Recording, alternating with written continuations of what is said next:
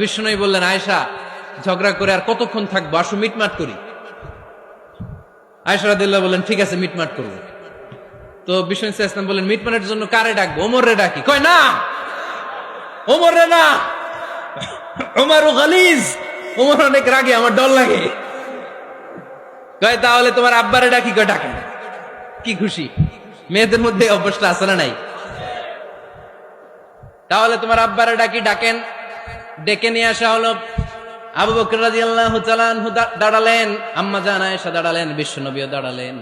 বিশ্বনবী বললেন, আয়েশা, তোমার আব্বা আসছে, এবার ঘটনা খুলে বলার পালা। তুমি বলবা নাকি আমি বলবো? আম্মা জান আয়েশা বললেন, আপনি বলেন, তবে ওয়ালা তাকুল ইল্লা হাক্কান, যেটা ঘটছে ওইটাই বললেন, মিথ্যা কথা কইেন না। আবু বকর রাদিয়াল্লাহু তাআলা আনহু রেগে মেগে আগুন। কি, এই কথা তুমি কেমন করে বলো? বিশ্বনবী কি মিথ্যা কথা কখনো বলবে? রেগে মেগে দিলেন মেয়ের গালে এক চড়। বানিয়ে বলতেছি না, মুসনাদ আহমদ ইবনে হাম্বলের হাদিস। বাবার হাতের থাপ্পড় খেয়ে আম্মা জান আয়েশা উল্টে পড়লেন। সাইয়েদনা আবু বকর রাগে গড়গড় করছেন, আবার মারার জন্য তেড়ে গেলেন। এবার বাঁচার জন্য আম্মা জান আয়েশা বিশ্বনবীর পিছনে যে আশ্রয় নিলেন, বিশ্বনবী বাঁচানোর জন্য দুই হাত মেলে দাঁড়িয়ে গেলেন। পড়েন সুবহানাল্লাহ। বিশ্বনবী যখন দুই হাত মেলে দাঁড়িয়ে গেলেন, সাইয়েদনা আবু বকর রাদিয়াল্লাহু আনহু থেমে গেলেন।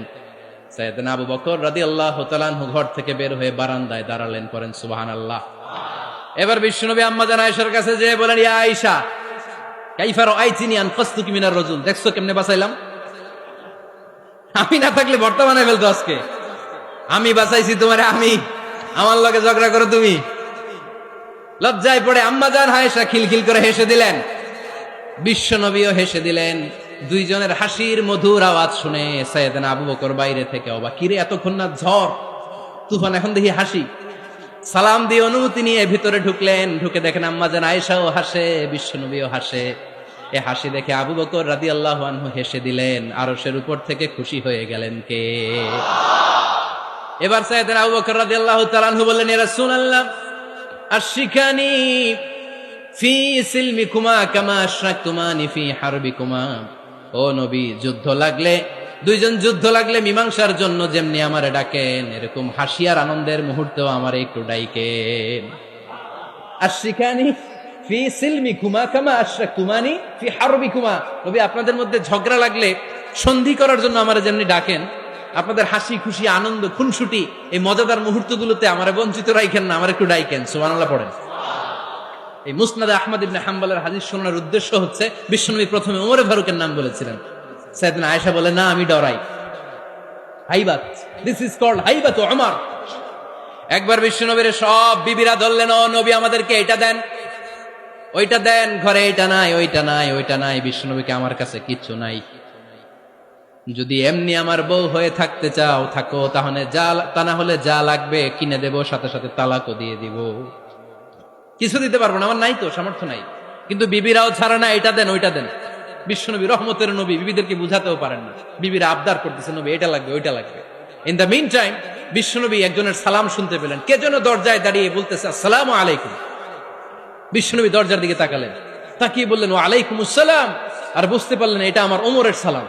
সালাম দেওয়ার পরে বিবিদের দিকে তাকায় দেখে একজন বিবিও নাই, সব অন্দরমহলের ভিতরে দৌড়। সুবহানাল্লাহ পড়তে পারলেন না? This is our super hero Omar. এরকম ওমর একটা লাগবে, চিল্লায় বলেন কয়টা? একটা ওমর গোটা বিশ্বকে সোজা করে দিবে।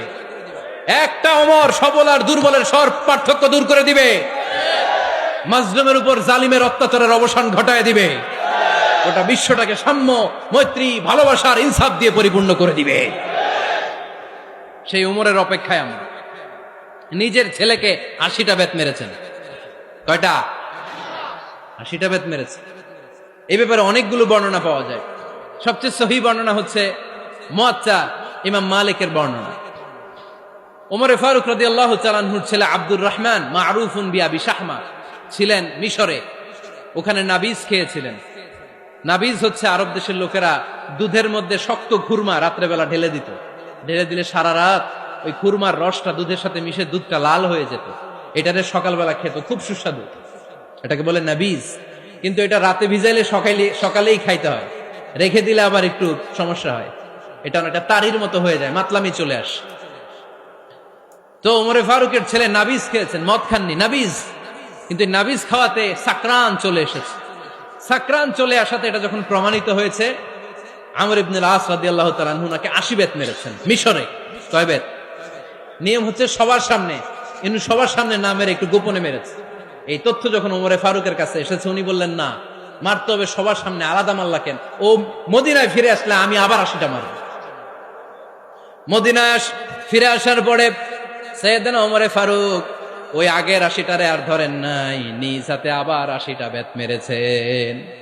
এই বেত মারার 1 মাস পরে এই আবু শাহাম ইন্তেকাল করেছে। অনেক ঐতিহাসিক বলে এই বেতের আঘাতে মরেছে, কেউ কেউ বলেছে নিজের রোগের কারণে মরেছে। কিন্তু দিস ইজ দ্য ইনসাফ সিস্টেম অফ ওমর। নিজের ছেলে বলে ছেড়ে দেয় নাই। এখন নিজের ছেলে হইলে 7 খুন মাফ, নেতার ছেলে হইলে 10 খুন মাফ, এলাকার মোড়লের ছেলে হইলে 10 খুন মাফ। নো পার্সিয়ালিটি ইন ইসলাম। ইসলামে পার্সিয়ালিটি নাই।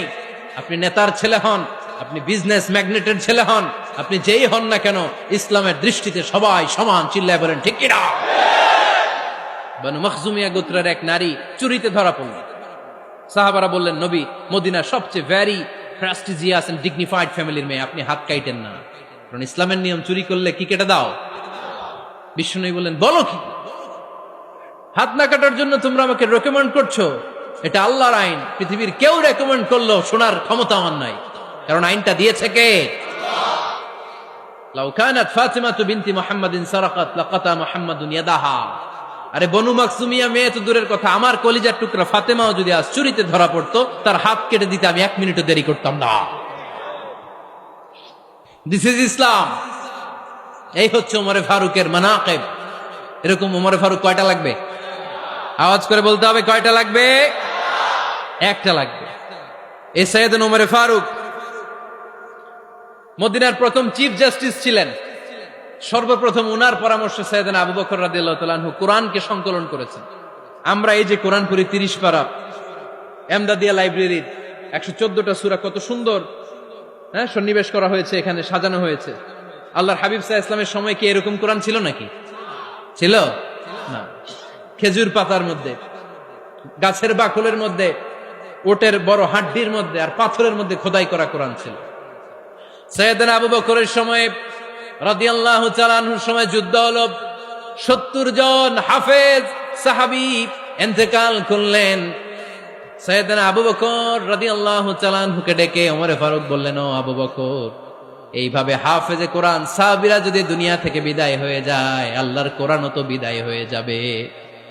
আমার পরামর্শ হলো, আপনি সব বয়োজ্যেষ্ঠ সাহাবীদেরকে একসাথে করে কোরআনের সব কাগজগুলোকে একসাথে করে একটা নির্ধারিত কপির মধ্যে কোরআনকে সংকলন করে ফেলেন।